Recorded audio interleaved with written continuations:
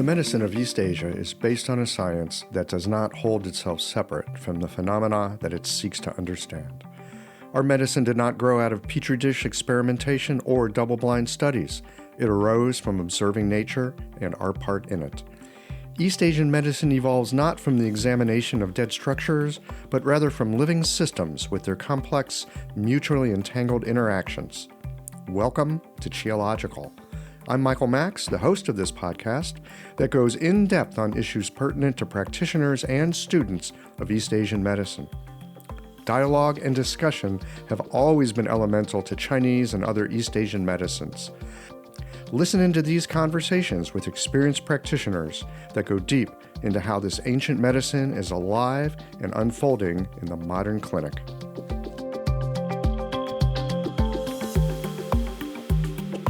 Hey folks, it's Michael.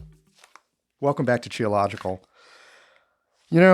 About 6 months ago, I tried to do a solo show, and then my friend Paola Campanelli said, "Hey Michael, I want to interview you." And so that show turned into me being the guest, her being the host. But here we are. It's the end of June. Qiological has been going once a week now since January, and I've had a few folks say, "Hey, Michael Max, we'd like to hear from you." And actually, there's a few things that I'd like just to be able to say, a few things I'd like to be able to share with you. So today, my guest is me, just me. You got me for a little bit. These conversations come to you through the generous support of our sponsors and members. All the sponsors here provide helpful products or services that you'll find beneficial in your clinical work.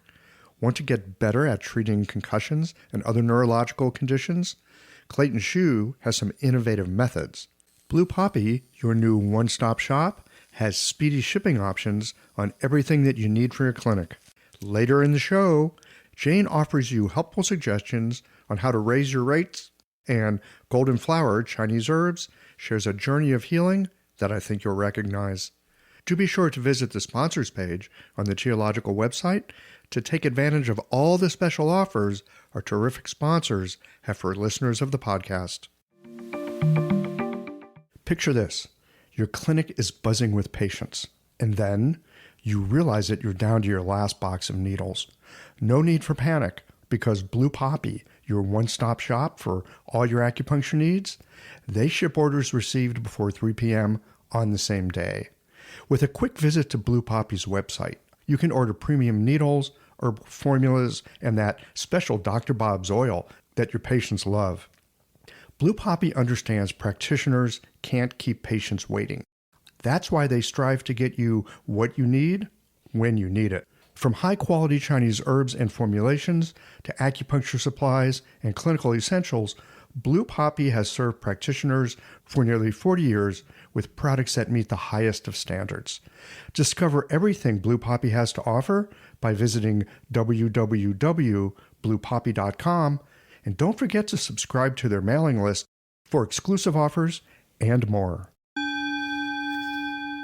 Ever found yourself listening to a Qiological conversation and thinking, wow, I needed to hear that? Yeah, me too. And I never know when I'm going to hear a guest say something that stops my world and reboots it with a larger perspective.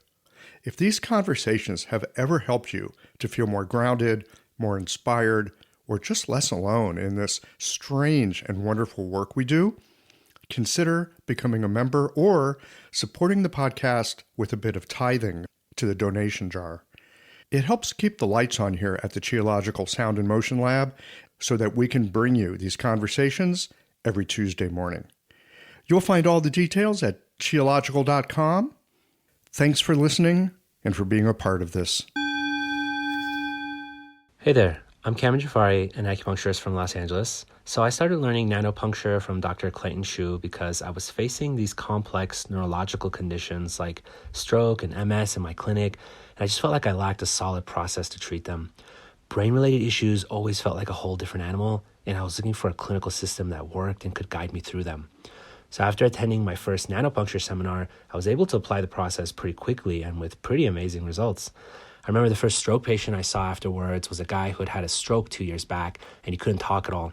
And after a few treatments, he started saying a few words. And a few treatments after that, he could actually have conversations. It was pretty incredible. So this is why I feel like nanopuncture is the future of acupuncture neurology, and you can be a part of that. Their next seminar is on treating concussions and is being co-taught by both Dr. Shu and Dr. Ayla Wolf in New York City on April 26th and 27th. To learn more, visit nanopunctureseminars.com. This show is basically two parts. The first part, I've got some housekeeping stuff. I want to go review where Qiological's been for the past 6 months, give you a glimpse of where it's headed. And then I want to talk to you about something that's near and dear to my heart, which oddly enough is some business and marketing. This is something that I never thought that I'd really be interested in. It's only recently that I discovered I actually had it in my blood, so to speak, which has given me a tremendous leg up over all these years. I just didn't know it at the time. But more about that later. Later in the show, I want to talk about websites. I want to talk about SEO and how to make your website make your telephone ring.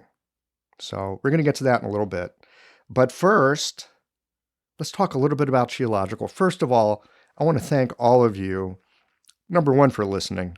I'm sitting here talking into a microphone, and it's really helpful knowing that you're on the other end of this conversation. Because if I was just talking into a microphone, I'd have like 3 minutes worth of stuff to say. But this really does seem to be a conversation, and I truly appreciate those of you that have reached out to me, either at conferences, we've met in person, emails. It's so nice to get your feedback, hear about how you like the show. So thank you for that. So real quickly, I just want to do a quick review of Qiological, where it's been for the past year since the beginning of January. I've been doing a monthly production cycle. Not monthly, I'm sorry. We've been doing a weekly production cycle. And for the first time ever, the coverage of a conference, I was at the Sports Acupuncture Alliance's conference, brought you, Qiological listeners, a little taste of the show there. Hope that you enjoyed that. It was really fun being there. Also, in this past 6 months, I've been really paying attention to and really taking note of the technology that goes into podcasting. Some of this came about because in February, I went to a podcast conference and I learned a ton of stuff there. A lot about equipment, some about the how-tos, but mostly I learned a lot about equipment and sound quality. And I've become really kind of persnickety about the sound quality of Qiological. Now, I know that I don't always reach my own measure and standard with it. I do the best I can, but I'm really striving to bring you a high quality of sound with this program. Why? Because really, when all you've got is audio, the audio needs to be as clear as possible or it gets in the way. And I really would like nothing to get in the way of the discussions that I get to have with all of you.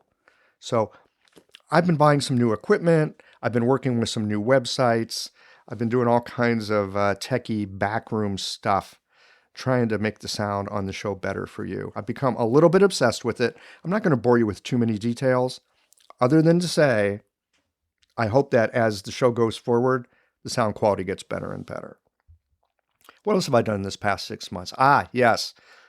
And I really couldn't do the show without these guys because, I'm busy in clinic. I'm like you. I make my living as a practitioner. I want to make my living as a practitioner. Sitting around editing podcasts, not really my cup of tea. So I've got a couple of guys that help me out with that, some outside editors, and they help clean up the sound. They take out the extra ums and ohs.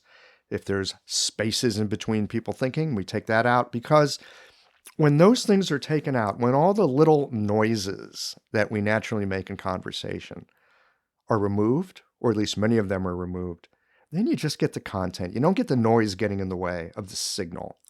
So a big thank you to the guys that helped me with the editing. I really could not bring you shows once a week without their assistance. And there's some other folks that I couldn't bring the show to you without. Those are the sponsors.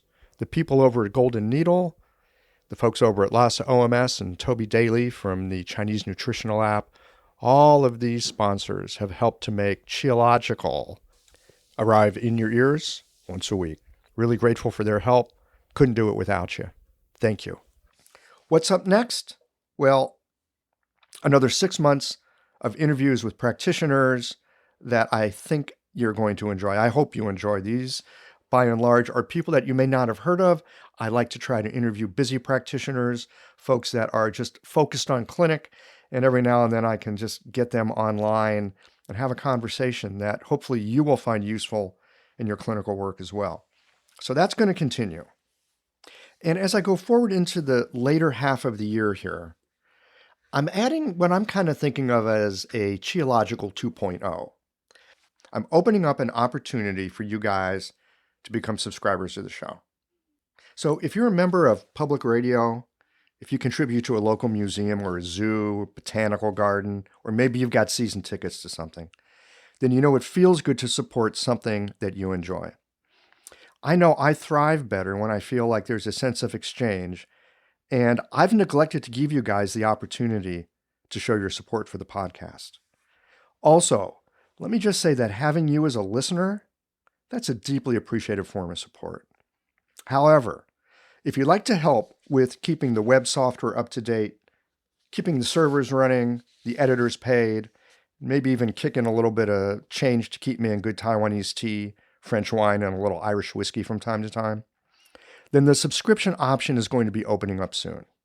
Subscriptions to the show are $5 a month. Yeah, I know. That's less than 2 cups of plain, non-fancy coffee at the local Java Hut. It's such a deal. And if you'd like to contribute more, you're welcome to do so.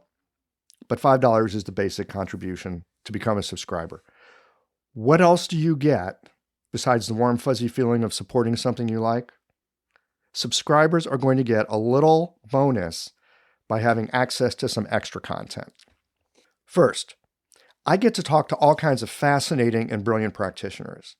And sometimes I just don't want to wait the weeks or maybe even months it might take to share my conversation with them. And as the publishing schedule is usually booked out 4 to 6 months in advance, I just don't have room if I want to squeeze something really cool in. So sometimes I'll be posting these conversations early over in the subscriber area. You'll get to pick up this content a little bit sooner. And if you're the kind of person that likes to listen more than once a week, you're going to love that. Second thing that'll show up in the subscribers area, I'll be putting the mini-series there. I'm looking to do a couple of different mini-series. The first one up is going to be on loving your business like you love your practice. It is going to be a little series where I'm going to bring in some guests. Get this. They're experts not focused in the acupuncture community. These are people who have set out to do their own thing and discovered that they were actually entrepreneurs. And really where I sit, I think of anyone who's self-employed and especially anyone who set out to do some non-stream kind of medicine. Hey, I think they got a bit of the entrepreneurial virus in them. And it's not a bad thing. Now, I've been lucky enough over my years to run into some smart, lit up people that are living the kind of lives that they want and they're getting away with it. So I managed to corral some of these folks into sitting down and doing some interviews with me. The Business and Marketing mini-series, which will be coming up in the next couple of months, is going to have interviews with these kinds of folks.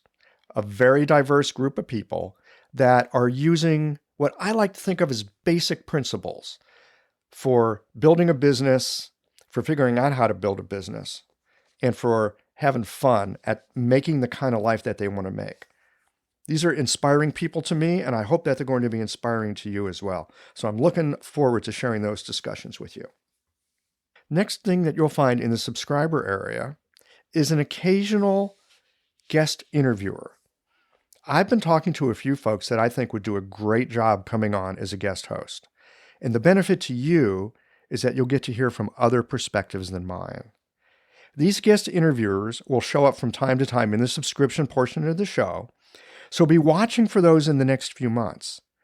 They will also be listed in the monthly newsletter. So if you get that, you'll know when they're on the air. And if you don't get the newsletter, you can sign up for it. Well, where else? The website. Now, subscriptions are handled through a site called Patreon. And the thing I particularly like about this website and the service that they offer is that you will get automatic emails from them when subscriber content is released. So you'll still be able to listen to all your podcasts from your iTunes or your Overcast or whatever other app that you use to listen to the show. It's just that you'll get a special link that's going to take you over to the subscriber content. I want to try to make it as easy for you as possible. So to make this easy for you, I'm going to have a link over on the website. So look for subscribe to the show button. That's going to show up as soon as I got this thing up and running. What else is coming up here in the next 6 months? Right, conferences. I'm currently in the midst of planning to do a couple more of those, so stay tuned. And finally, we're coming up to the first year anniversary of Qiological. Holy smokes, I can't believe this has been going on for a year already. And for that show, I'd like you.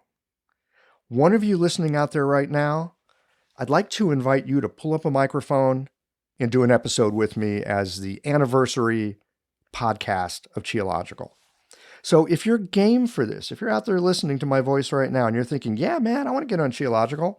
If you're up for this, email me and tell me what you'd like to discuss. You can pop over to the website and send an email from there, or just send it directly to me at, where else would it be? Michael@qiological.com. Here's another way to pitch your idea. Plug your earbuds into your computer and use whatever sound software is built into your machine and talk to me. I'm not sure about PCs, but if you use a Mac, I know that there's a thing called QuickTime. It's in your applications folder, and you can record your ideas for a discussion and then just email me the sound file.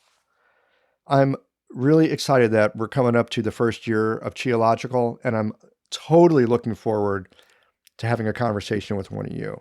So you got an idea for a show, you want to be on the show, you know how to get me. All right, so that's it for the housekeeping. I want to get into this, as in my family we say it, the business thing. We're going to have a little talk about business, and in particular websites and SEO. Now, I mentioned earlier in the show, I feel lucky that I actually got a leg up when it comes to the world of business. I didn't realize this really until just a few years ago.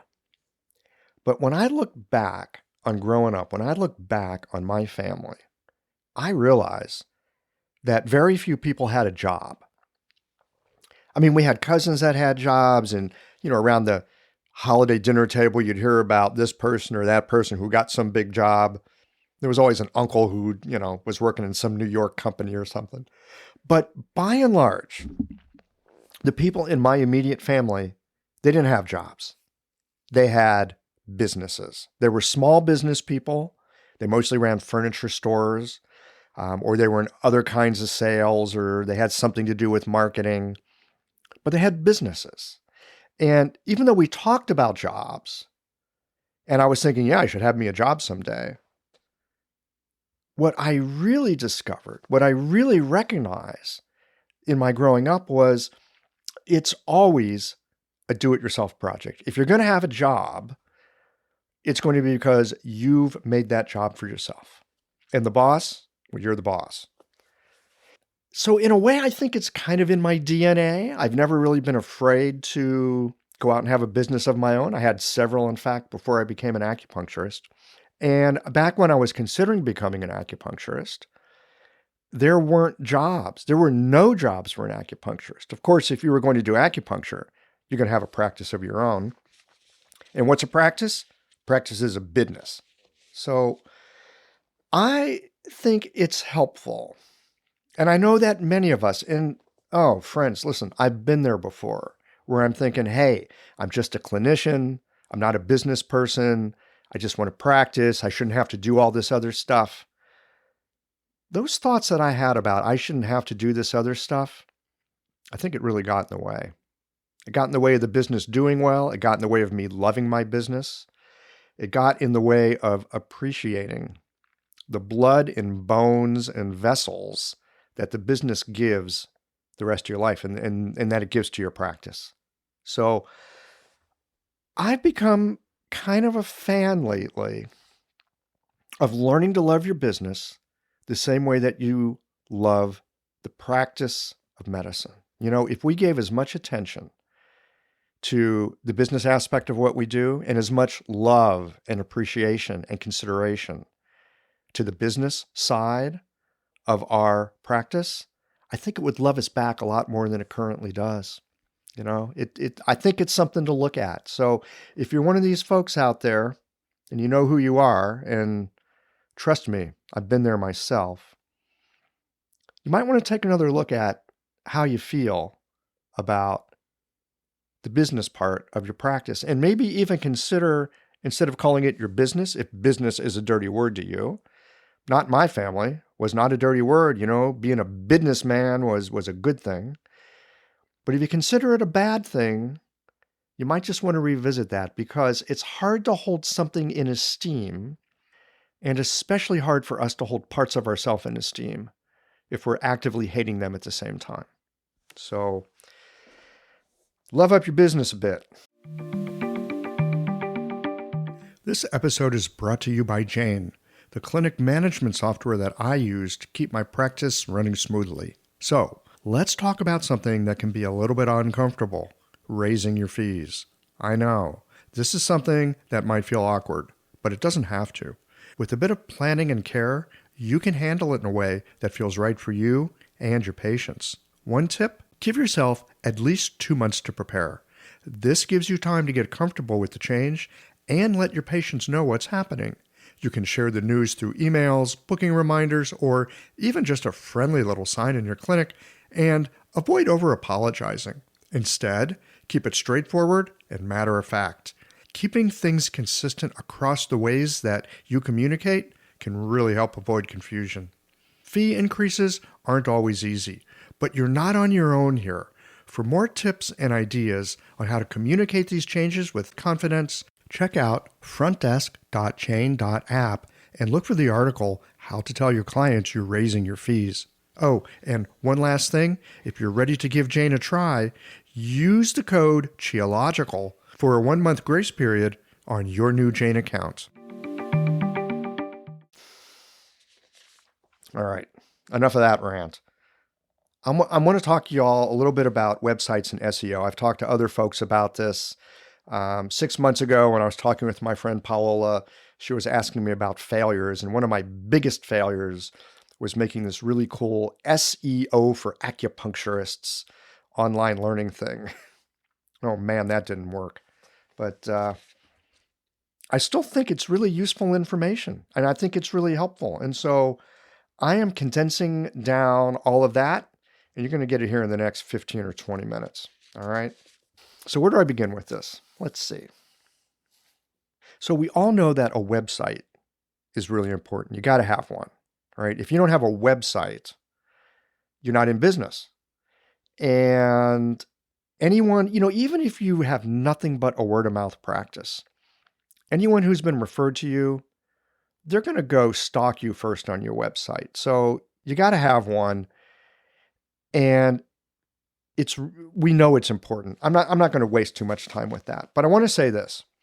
And this is something that I realized recently. It was a curiosity. I noticed recently that when I get phone calls from people and they call up and they say, and the first words out of their mouth are, "I'd like to book a first appointment." These are the people that have been on my website and they've read it. They don't call me with questions. They call me because they want an appointment. They call me because they have already decided that I'm the guy that they want to see. It's kind of a wild thing, isn't it?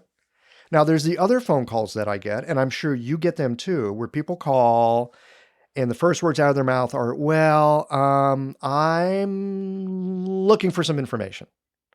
And of course, the first information they're looking for is your prices. But really, I think the information that they're looking for is, are you trustworthy? The information they're looking for is, can you help me? And if they've not read your website, then you're going to be getting these calls that usually begin, "How much do you charge?" Because they're not sure where else to begin. If you've got a website that truly helps to educate people, that truly informs people, and more importantly, gives them a sense of who you are as a person and as a practitioner, I'm telling you, that's going to make your phone ring with people that say, "I want in, I want an appointment." So what are some of the ways that we can do this? This brings me to SEO, all right, search engine optimization. You've all heard of it. A lot of you might have paid some company hundreds of dollars to do it. I'm sorry that you wasted your money. Search engine optimization.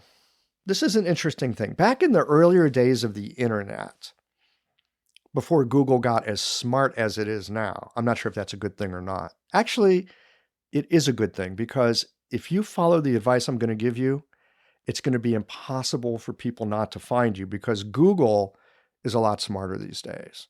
And Google is getting really, really good at being able to sift through real content that people are looking for. Back in the good old days, it wasn't too difficult to game the system. There were things you could do to your website. There were ways of getting backlinks.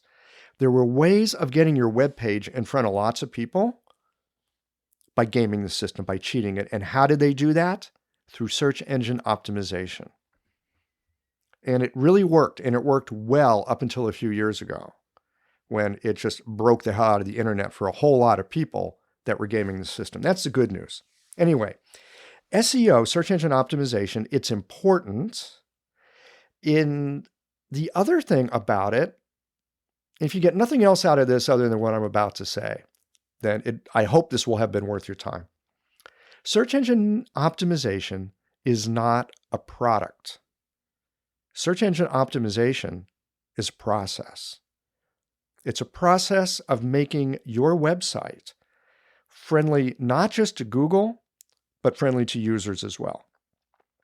And more than that, the search engine optimization thing, if you're on the first page of Google and someone clicks on you and they go to your website and the first thing they do is go, "What the hell is that?" and they click away, guess what? Your being first on Google didn't do you any good. Because getting found on the internet and getting someone over to your webpage, that's not the end of the process. It's actually the beginning. And if you can get folks to stick around on your website, read what you got to read, read what you've got to say, hopefully find some value, maybe go read something else you've got to say, and then decide, who is this cat, right? Pop over to the About page. Maybe then your phone will start to ring. So here's the thing. You got to get folks to your website, but you got to make sure that they stay on there. And how do you make them stay on there? Well, if you do SEO the way that I do it, you do it by writing damn good content, and you write a lot of it. So how do you do this? What am I talking about here? I'm sure you're all familiar with the idea of blogs and blog posts. And well over 25% of websites these days are built on WordPress. I suspect most of you are using WordPress, which is a fantastic platform. It's really great. Many people have the mistaken idea that their home page is the most important page because that's the page that people are supposed to land on. But here's the deal. People, because of Google, are going to land on the page that has the most interest for them. What page is that? It's whatever page they typed some words into a search engine for to find.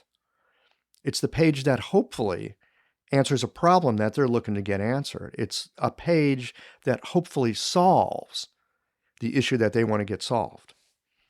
And so if you can write good content, and I'll get into what good content is here in a moment, and if you can write a lot of it, every single one of those posts that you put up is an opportunity for someone who's looking for the kind of services that you provide to find somebody that's like you. So how do you do this? All right. First of all, you have to have in mind, a lot of times people talk about keywords. Oh, you got to get this keyword and you got to get that keyword in. Do you know what a keyword actually is? A keyword is the key thing that somebody is typing into a search engine search bar because they got a problem that they want to solve. So when you go writing content for whoever you would like to attract into your practice, the first thing to do is sit down and think about, Who is this person? What is their life like? What is this problem that they have? What do they believe?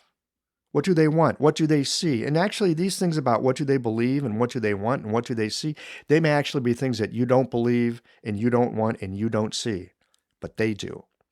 And so it's really important that when you go writing content, you write for the person who's going to be reading this. You write for that person who's looking for the services that you offer.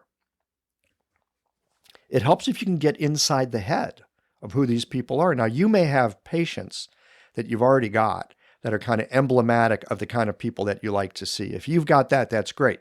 You already kind of know who these people are. You know how they talk. You know the buzzwords. You know the lingo. You know what they're looking for. You know what they like. You know what they hate. All of that is useful when writing a post. So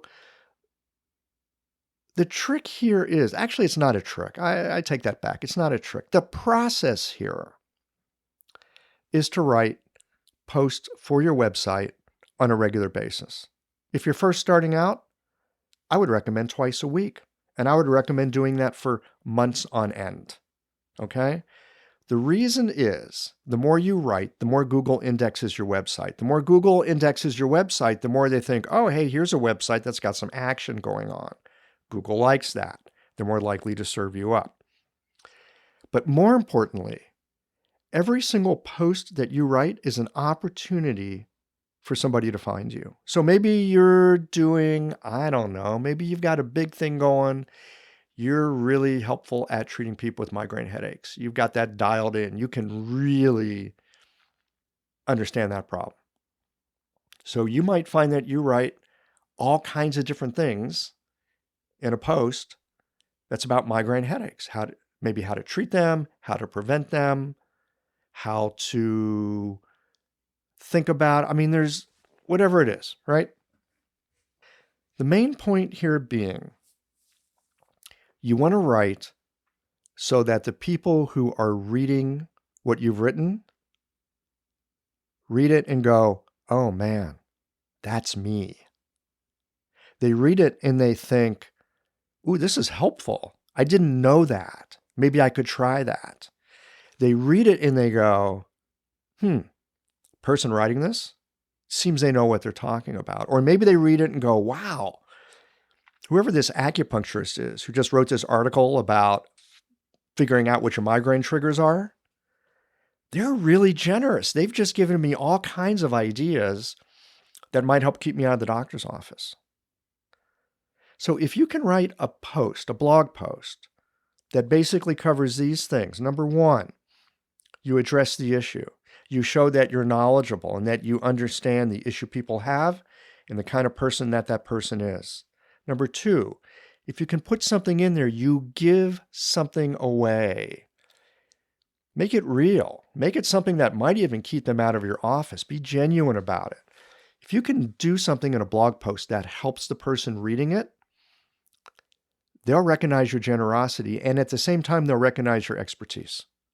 So those are really important things to have in a blog post. Finally, at the end of the blog post, you need to have a call to action. Now, you've probably heard other, especially marketing people, talk about this. Call to actions are really important. And the call to action could be something like sign up for my newsletter. The call to action could be call the office if you'd like an appointment. The call to action could be something like take what you've learned here in this blog post and try it out in your own life. See what happens. And if you have questions, give me a call, right? Something like that. Asking the reader to take the next step is a really lovely form of engagement. And it doesn't have to be schmarmy and it doesn't have to be pushy. It's just a way of connecting with people. And I think what people are looking for when they're looking for a practitioner, and it's why you get those calls where they start off with how much is it? Because they're actually trying to figure out, can I connect with this person? And so if you write these blog posts in a way that you connect, it's going to be really helpful for getting those phone calls that say, hey, I want an appointment. I'm sure that you have found something on the internet yourself, you click on the link, you go, oh yeah, this is I think this is what I'm looking for. I hope it is. You get there and you read it and you go, oh man, what is this crap here? Right? The way they write might not be your style. It might be a really corporate speak, or it might be like way, way too loose and too casual for what you're looking for. Regardless of your response to it. So your response to it, it says something. It says something important. And what it says is, this site may not be for me. And people do the same thing when they're looking at your website. They're going to read it and they're going to decide based on what they read, this is for me or this is not for me. I have found this is not a problem. This is not a bad thing. This is a very, very good thing. And the reason it's a good thing is because I don't want to see everybody. I know that I am not the right practitioner for everybody out there. I'm the right practitioner for certain kinds of people. I'm the right practitioner for certain kinds of issues. And I'm really the wrong practitioner for other kinds of things. So for example, if someone is very left brain, they're super logical, they love research, that kind of thing, they're probably not going to be a good patient for me because I'm not going to be looking at, reading, and sharing with them the latest about acupuncture research. It's not my bag. It's not what I do. I'm not interested in doing it. Now, I know there's other practitioners, they love to do that, right? And if you are that kind of practitioner, by all means, make sure that stuff shows up in your blog posts, because the kinds of people that cotton to that kind of thing, they're going to love you. And they're probably not going to love me. So your blog posts, in addition to attracting people, at least initially attracting people, also helps them decide if you're the kind of person for them or if they're the kind of person for you. And as a practitioner, the good news in this means if someone is really not the kind of person that you're looking for, guess what? They're going to go look somewhere else to go get acupuncture. That is great news. So I think what it comes down to is authenticity and authentic voice. Now, I know that a lot of people get really nervous about writing. And talking is easy. I mean, I'm sitting here talking into a microphone right now. And, I talk to patients all day and, blah, blah, blah, blah, blah. I can talk pretty well. Lucky for me, I can also write the way that I talk. And so for me, on my website, I just write the way I talk. I just put my authentic voice onto the website. Again, this acts as a screening kind of thing. People that read it and go, hey, this guy sounds interesting, they're going to give me a call. People that read it and go, who is this dude? Well, thank goodness they don't call, because they're going to be better off with somebody else. I highly encourage you that for the copy on your website, you have something that reflects who you are, right? If you write in some kind of very stilted, vanilla, I'm trying to appeal to everybody sort of corporate speak, probably not going to get much traction, because people don't react real well to that unless maybe they're looking for a corporate acupuncturist. I don't know. So I encourage you, as part of your SEO, as part of your internet, bringing people in to your practice, use your authentic voice. If you have the ability to write, then set your hair on fire and write like crazy and do it. If you don't have the ability to write, you might just want to practice some writing. There's some good resources out there. I found that Natalie Goldberg's Wild Mind and Writing Down the Bones are great places to start if you want to just learn how to free up your creativity, get it out on the page. Anne Lamott, Bird by Bird, fabulous. Stephen King has a book on writing, and there's always Stephen Pressfield. He's always a great source of inspiration. Imagine this. A patient walks into your clinic. They're carrying more than the pain in their body. There's a story there. A history woven with the stress of long days, the ache of things unsaid, and the quiet longing for something to shift. You listen, not just with your ears, but with your hands, your intuition, your heart. It's not just about needles or a formula. It's about connection, understanding the threads that tie us together, mind, body, and spirit. That is where golden flower Chinese herbs comes in. Rooted in tradition and crafted with care, their formulas are more than herbs. They're a bridge between ancient wisdom and modern practice. Every bottle, a quiet partner in your work, helping you to meet your patients where they are. Because healing isn't just about treating symptoms. It's about creating trust, cultivating belonging, and helping someone feel truly seen. Golden Flower Chinese Herbs, your partner in practice and connection, where tradition meets care. If you think you might want to try to write, go learn how to write. It's definitely doable. If you're not going to be writing for your website, then consider this. You could use podcasts, right? I mean, you could, if you're good at talking in particular, you could just sit down, you could record what it is you want to say to people, and you put that on your website, along with like a paragraph of what it's about. Because, and actually this is kind of funny. And this is how I got involved in podcasting. All right. Side note here. I'm taking a little diversion. I don't often go to these business networking things because I'm shy and I just hate that shit. So I don't go.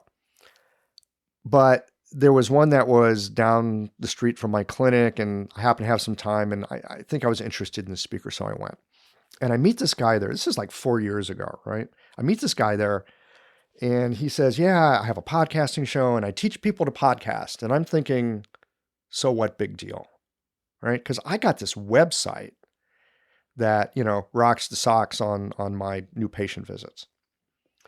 And so, he's a nice guy, but I say to him, hey, look, Steve, why would I want to do a podcast? I've got this kick-ass website that makes my phone ring multiple times every week with new patients. Why bother with a podcast?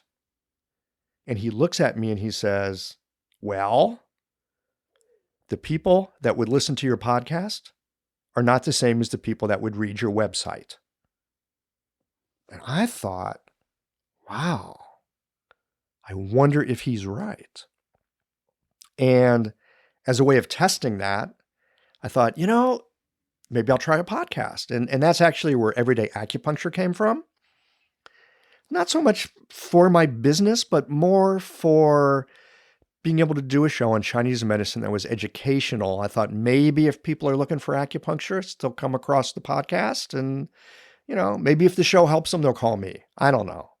Anyway, that grew into what it currently is, 3.5 or 4 years in now. I can't remember how long I've been doing it, and now it's Geological. But again, it's that thing about there are some people that will be happy to read your website, and there are some people they'd rather listen to your voice. And so you can use this as part of your SEO. You can use this as part of what brings people to your website, gets their attention, and asks them to take the next step. So you could totally use podcasts, but then you would want to use like some keywords, and just a short paragraph or two that summarizes the podcast. So Google has text to pick up on so they can SEO it. So that when people type in the keywords of acupuncture for sprained wrists or acupuncture for tennis elbow, guess who they're going to find? That's right. It's going to be you. So just make sure that the title of all your posts actually has the words that people are probably typing in. That's probably the most important thing right there.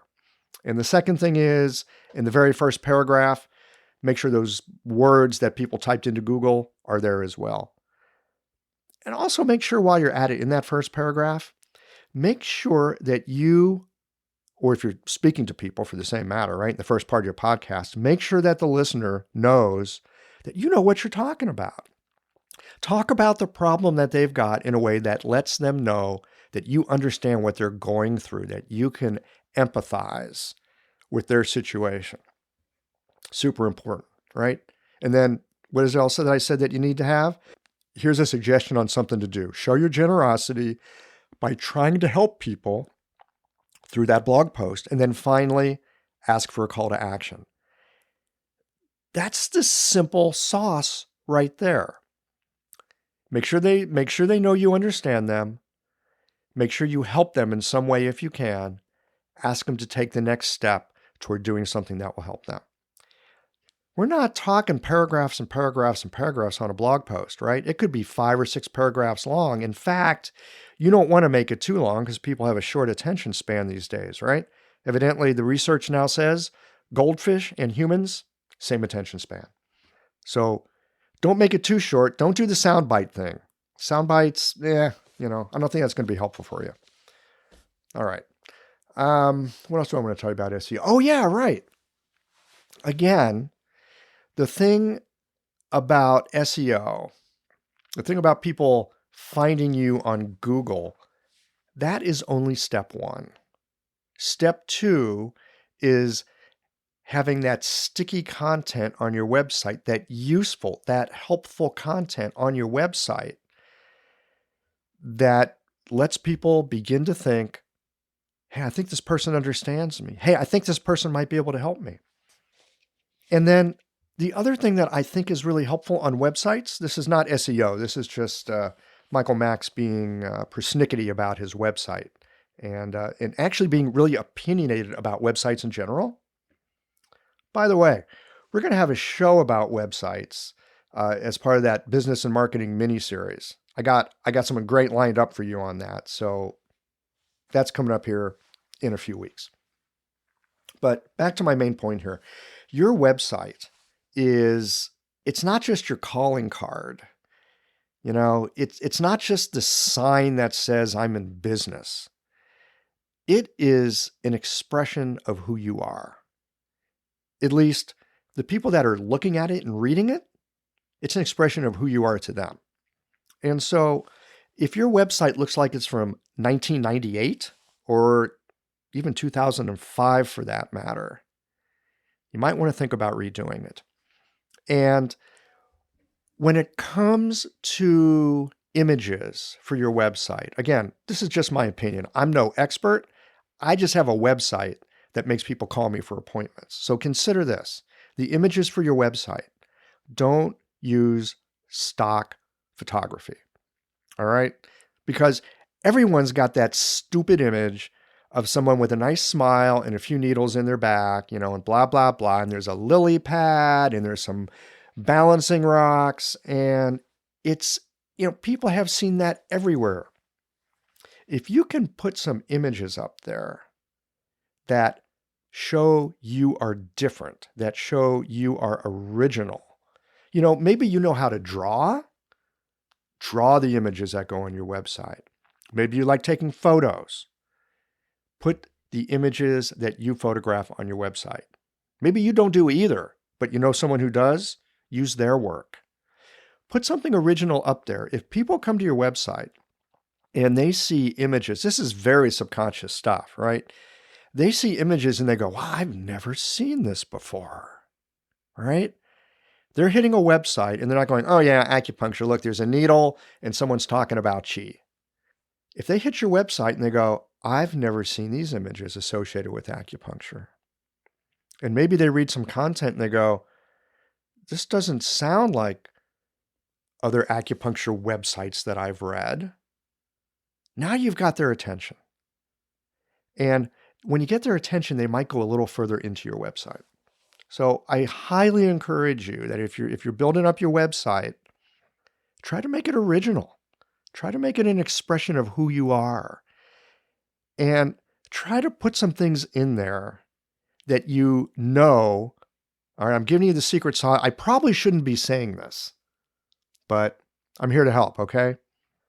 And I'm a contrarian by nature, so if you're not contrarian, ignore this advice. But this has worked for me, and it's worked really, really well. I've gone to an extreme on my website where I try to make it look and I try to make it sound like no other acupuncturist website out there. So for example, on the first page of my website, you're not going to find the word chi. It's not on there. You're not going to find it. I'm not talking about chi. You're not going to find pictures of needles on the first page of my website. In fact, I'm trying to think of where I do have pictures of needles. And if I do, it's very It may be buried in there somewhere, but generally speaking, I'm not interested in having people come to my website and look at something that they're scared of. I don't think that helps. Everybody knows that acupuncture has to do with needles, just like everybody knows dentistry has to do with drills. You don't see dentists putting pictures of drills or hypodermic needles on their website. So give that some thought with your website, with the work that you do. You might want to try that slightly contrarian approach. Look at other websites and go, what can I put on mine that's not on these other ones over here? That will get people's attention. Here's another thing that's helpful. Look at websites that you think totally rock. Look at websites that you think are, they're beautiful, they're wonderful. You love the images, you love the flow, you like the language. Feel free when you find websites like that to really study them. Look into them. Why do you like it? What is it about it? How does it feel? What's the images like? What's the sense of it? What do they have to say? Where did they put this or where did they put that? You find a website that you like, I'm not saying that you should go steal it, but I think it's a good idea to be really inspired by it and inspired enough that you study it and study it enough that you apply some of it on your own website. I think it's helpful and it will, well, hopefully it will help your phone to ring like my phone rings and people don't say, I've got some questions. They say, I want an appointment with you. I know it's possible because it's happening for me these days. And I chalk it up to my website. Now, I've had this website for probably 9 years now. I fired it up when I first got to St. Louis. So I was starting with nothing. I was starting from zero when it came to SEO, web presence, that whole mishigas. I would say in my first year and a half, I would write probably 1 or 2 blog posts a week and I put them up. And that's a lot of work, folks. But if you're not doing anything else, I mean, think of it this way. Let's say a patient cancels, or let's say you've got an empty afternoon, right?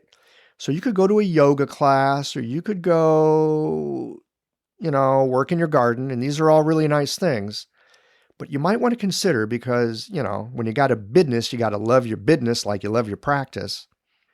You might want to consider writing some blog posts, right? You got some empty space, write some blog posts. And you put them up on a regular basis. And you keep adding to it. And and I want to tell you this too. When you first start doing this, it will not make your phone ring. And when you first start doing this, it's not going to bring you any new patients. So if you're expecting that, just give it up. Do not look for instant results. It's like planting a seed and then wondering, how come I don't have flowers yet? When it's only been a week. This stuff needs to cook. It actually needs to cook for a year or so.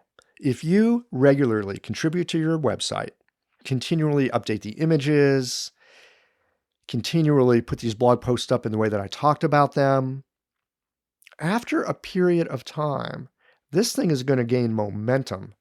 I know this is going to sound schmoozy. The damn thing turns into a referral machine. Except it's them, the patient, referring themselves to you. So it's totally possible to dial in this SEO stuff. And again, you do it by creating great content that people want to read, that inspires them to take another step, and you put your own authentic voice out there. I think that's probably the most important thing, and especially on that About Me page. If you've got something there written in the third person, sync it. Write something in first person. And even better yet, you might just have something that you actually want to say about who you are and how you work. I mean, the way you really think about you, the way you really think about your work, not the sanitized, here's what I say to the public. No, I'm talking about the stuff you say to your friends. I'm talking about the stuff you say to yourself when you're having a good conversation with yourself. Write that about me stuff. You don't have to put it on your website, but I would highly encourage you, at least as an exercise, write that shit out. Just set your hair on fire right from your heart. It's like a love letter to yourself. Write that stuff out and then put it away for a few days. Don't even look at it. Put it away for a few days. And then pour yourself a glass of wine or a scotch or a cup of coffee, a cup of tea, whatever you like. Pull it out and read it. See how you feel about it. Some of that stuff can be a little bit edgy, but it's that kind of stuff that people read and go, wow, this about me that someone has on their website, I wonder who, I think this might be who this person actually is. I am curious about this person, right? Those are the kind of people that are going to call you. And likewise, there are going to be people that read that stuff and they're going to go, who the hell is that? Click, they're somewhere else. And that's a good thing too, because those are not the people that were your patient anyway. All right. So I think I have rambled on long enough about this. If you have questions about any of the stuff I've talked about, feel free to send me an email. I'm happy to talk to you about it. I'm happy to help you out with it. If you have questions about podcasting, because you could use your voice and put it on your website. I got some resources I could turn you on to for that as well. All right. So that's it for today. Solo show. Finally did it. Got away with it. Again, everybody, thank you so much for listening. I wouldn't be doing this if it wasn't you guys out there. And I'm just grateful for the opportunity. I really am. I get to talk to all kinds of interesting practitioners. I learned so much from the guests on the show. And I hope that you learn from them as well. I'm inspired every week when I talk to somebody new. And I hope that comes through in the podcast. And I hope that it helps you with your practice. So thanks for listening to Qiological. And again, if you would like to become a subscriber, Patreon's the place to go. There'll be a button over on the website as soon as I've got that ready. You can click on it and become a subscriber. I was thinking about doing t-shirts and mugs and, all that folderol that lots of people do. But, really, I'd rather spend my time and energy just working on these podcasts, getting great guests, getting interesting mini-series, getting the sound quality and dialing that shit in so that you have something that you like hearing and it's easy to listen to and it's helpful for you. So don't look for extra goodies with the subscription. Just look for more of the good stuff that you've come to expect. All right, folks. Thanks for joining me today. And tune in again next week. See you then. Well, here we are at the end of this episode. If you've listened up to this point, you're either a rabid fan of Qiological or the forward button on your podcast player stopped working. If you are indeed a fan of the podcast, you can help us to bring new episodes to our community of practitioners by supporting us with a membership or a one-time contribution. Details, of course, are on the website. That's it for today, friends. Join us again next Tuesday for another thoughtful episode of Qiological.